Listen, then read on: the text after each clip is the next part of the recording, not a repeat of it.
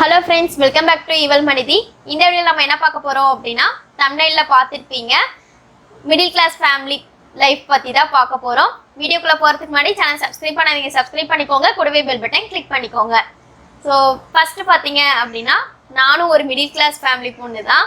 நானும் பார்த்தீங்க அப்படின்னா பிஃபோர் மேரேஜ் ஆஃப்டர் மேரேஜ் அப்படிங்கிறது ரெண்டு இருக்குது. அதனால் என் லைஃப் மேபி சேஞ்ச் ஆகலாம், சேஞ்ச் ஆகாமலையும் போகலாம், இதுக்கப்புறம் கூட சேஞ்ச் ஆகலாம். ஆனால் அந்த பசங்களுக்கு பார்த்தீங்க அப்படின்னா அவங்களா அதை மாற்றிக்கிட்டா மட்டும்தான் உண்டு, மிடில் கிளாஸ் ஃபேமிலியை பொறுத்த வரைக்கும். ஸோ அதில் பார்த்தீங்கன்னா இப்போ ஃபஸ்ட்டு ஒரு பையன் எடுத்துக்கிட்டிங்கன்னு வச்சுக்கோங்களேன், அவனுக்கு வந்து ஒரு செகண்ட் ஸ்டாண்டர்ட் தேர்ட் ஸ்டாண்டர்ட்லாம் பார்த்தீங்க அப்படின்னா அதை பாராட்டு அப்படிங்கிறது அதிகபட்சமாக இருக்கும். அதில் வந்து பெற்றவங்க பார்த்தீங்க அப்படின்னா ரொம்ப நம்பிடுவாங்க, நம்ம பையன் ரொம்ப நல்லா படிக்கிறான், அவனுடைய லைஃப் சூப்பராக இருக்கும் அப்படிங்கிற மாதிரி அவங்க வந்து ரொம்ப எப்படி சொல்கிறது, செகண்ட் ஸ்டாண்டர்டில் இருக்கும்போதே அவங்க ஒரு ஆஃப்டர் மேரேஜ் எப்படி இருப்பாங்க அப்படிங்கிற அளவுக்கு பிளான் பண்ணி ஒரு கனவு கண்டு வச்சிருவாங்க. நெக்ஸ்ட் பார்த்தீங்க அப்படின்னா ஒரு 10th வரைக்கும் அப்படியே ஸ்மூத்தாக போகிற மாதிரி இருக்கும். 11th 12th சொல்லவே தேவையில்லை, டாக்டர் இன்ஜினியர் அப்படி இப்படின்னு நிறைய கனவு போய்கிட்டே இருக்கும். அந்த பையனுக்கு இருக்கோ இல்லையோ பெற்றவங்களுக்கு அதை விட கனவு போயிட்டு இருக்கும். 12வது முடிச்சதுக்கப்புறம் பார்த்தீங்கன்னா காலேஜ் லைஃப்பில் தான் அந்த ஒரு மிடில் கிளாஸ் அப்படிங்கிற ஒரு இதே ஆரம்பிக்கும். காலேஜ் போகும்போது பார்த்தீங்க அப்படின்னா இப்போ இருக்க சுச்சுவேஷனில் நிறைய பெற்றோருக்கு என்ன ஆசைன்னு பார்த்தீங்கன்னா நம்ம பையன் வந்து என்ஜினியர் ஆகணும், டாக்டர் ஆகணும், இப்படி தான் நினச்சிட்டு இருப்பாங்க. ஸோ அந்த காலேஜ் சேர்த்தும் போது பார்த்தீங்க அப்படின்னா அவங்க அந்த காலேஜ் சேர்த்தும் போதே ஓகே நம்ம பையன் வந்து காலேஜ் சேர்ந்துட்டான், அடுத்து வேலையோட தான் வெளியில் வரப்போறா அப்படிங்கிற மாதிரி இருக்கும். ஆனால் நம்மளுக்கும் அதே நினப்பு தான் இருக்கும், காலேஜ் சேர்ந்தாச்சு, நம்ம படித்து முடிச்சு போனோடனே வேலையோட தான் போக போகிறோம், 10,000 20,000 சம்பளம் ஸ்டார்டிங்லேயே வாங்க போகிறோம் அப்படிங்கிற ஒரு கனவோட தான் நம்மளும் உள்ளே போவோம். ஆனால் அங்கே நடக்கிறது என்னமோ வேறு மாதிரி நடக்கும். ஆனால் அந்த ஸ்டார்டிங் கனவு அப்படிங்கிறது பார்த்தீங்க அப்படின்னா ரொம்ப பெரிய அளவாக இருக்கும். பெற்றவங்களாம் முடிவே பண்ணிடுவாங்க, நம்ம பையனை காலேஜ் சேர்த்தியாச்சு, 10,000 20,000 சம்பாதிக்க போகிறான் 4 வருஷம் கழிச்சு அப்படிங்கிற ஒரு மைண்ட் செட்டில் தான் அவங்க காலேஜ் சேர்த்துட்டு வெளியே போவாங்க. ஆனால் நம்ம அந்த ஃபஸ்ட் டேயில் இருந்து பார்த்தீங்க அப்படின்னா அப்படியே தலைகீழாக இருக்கும். அதை நம்ம பேரண்ட்ஸ்கிட்டையும் சொல்ல முடியாது.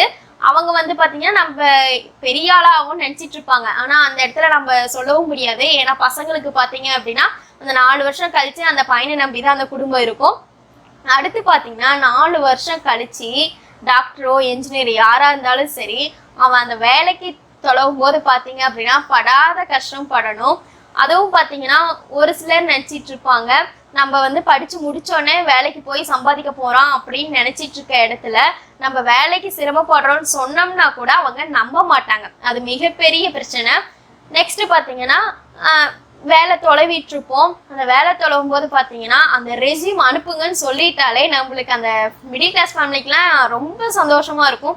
ரெஸ்யூம் அனுப்ப சொல்லிட்டாங்க, ஓகே வேலை ஏற்பாடு பண்ணிடுவாங்க அப்படிங்கிற ஒரு நம்பிக்கையில் இருப்போம். இப்போ எக்ஸாம்பிளுக்கு பார்த்தீங்க அப்படின்னா ஒரு ஃப்ரெண்ட்ஸே, இப்போ நம்ம கூட இருக்க ஃப்ரெண்டே ஒருத்தர் வந்து வேலைக்கு போயிட்டாங்க அப்படின்னா அவங்கக்கிட்ட ரொம்ப ஃபீல் பண்ணுவோம், வேலை இல்லைன்ட்டு.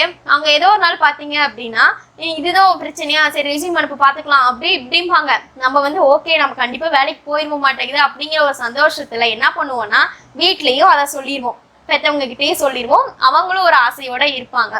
அடுத்து பார்த்தீங்கன்னா 2 நாள் 3 நாள் கழிச்சு நம்ம ஃபோன் பண்ணும்போது என்ன ஆன்சர் கிடைக்கும்னு பார்த்தீங்கன்னா, நீ இதையவே நம்பிட்டு இருக்காத, வேற வேலையும் பாரு, நான் ஆஃபர் வந்தா சொல்றேன் அப்படிங்கிற ஒரு பதில் தான் நம்மளுக்கு கிடைக்கும்.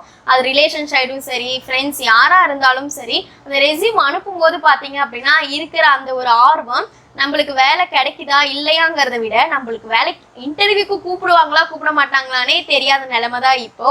ஸோ அந்த மாதிரி டைம்ல பாத்தீங்க அப்படின்னா அந்த ஃப்ரெண்டு சொல்லுவாரு, இல்லை ரிலேஷனே ஆகட்டும், இல்லைப்பா நீ வேற வேலையும் பார்த்துட்டு நான் ஆஃபர் வந்தா சொல்றேன்னு சொல்லிட்டு வைப்பாங்க. அந்த டைம்ல பார்த்தீங்கன்னா வீட்டில இருந்து கால் வரும். வீட்டில இருந்து கால் வரும்போது என்னப்பா நல்லா இருக்கியா அப்படின்னு கேட்கும் போதே பார்த்தீங்க அப்படின்னா அது ரொம்ப ஒரு மாதிரி அப்செட் ஆகும், என்ன பண்றதுனே தெரியாது.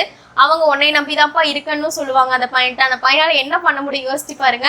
அவன் படிச்ச வேலைக்கும் வேலை கிடைக்காது, அவன் அடுத்த ஸ்டேஜ் என்ன பண்ணுவான், சரி படிச்சதுக்கு தான் வேலை கிடைக்கல, வேற வேலையாச்சும் ஏதாவது தொலைவுன்னு சொல்லிட்டு வேற வேலை தொலைவு போனாலும் அந்த இடத்துல வேலையே கிடைச்சாலும் அதே வேலையை நம்ம வீட்டில் சொல்ல முடியுமா அந்த பையனால? இன்ஜினியரிங் முடிச்சுட்டு வேற வேலைக்கு போயிட்டு நம்ம மனசு ஏத்துக்கும், நம்மளுக்கு வருமானம் வந்தா சரி அப்படிங்கிற மாதிரி மனசு ஏத்துக்கும். ஆனா அதை பெற்றவங்களால ஏத்துக்க முடியாது. 4 வருஷம் லட்சக்கணக்கில் கட்டி படிக்க வச்சுட்டு நம்ம வேற ஜாப் வேற ஏதாவது பண்றோம் அப்படின்னா இதுக்காக நம்ம அவங்கள படிக்க வச்சோம் அப்படிங்கிற ஒரு கஷ்டம் இருக்கும். ஆனா அது மேபி போக போக சரியாகலாம். ஆனால் அதே படித்த வேலைக்கே தான் போகணும் அப்படின்னு சொல்லிட்டு ஒரு 2 வருஷமாச்சு அவன் கண்டிப்பாக தொலைவான். ஸோ இந்த 2 வருஷமா தொலைவிட்டு அதுக்கப்புறம் வேற வழியே இல்லாமல் வேற வேலை ஏதாவது பார்க்கலாம் அப்படிங்கிற சுச்சுவேஷனுக்கு போக வேண்டியது இருக்கும்.